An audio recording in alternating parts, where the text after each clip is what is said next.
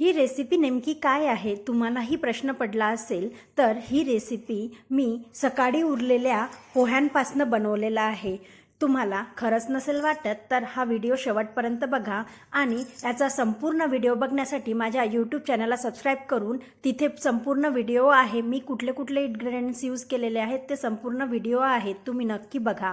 आता इथे मी उरलेले पोहे घेतलेले आहे, बटाटा एक छान मी शिजवून घेतलेला आहे आणि त्यामध्ये घरचे मसाले ॲड करून छानपैकी याचा मी इथे गोळा रेडी करून घेत आहे आणि त्याला पाणी एकही थेंब पाण्याचा न वापर करता आपण हा गोळा इथे तयार करून घेतलेला आहे। छोटासा पीस घेऊन आपण त्याला हाताला तेल लावून अशा प्रकारे छान त्याचे कटलेट तयार करून घ्यायचे आणि इथे मी बारीक शेवड्या घेतलेल्या आहे। कुरकुरीत होण्यासाठी आपण बारीक शेवड्यांचा वापर करतोय।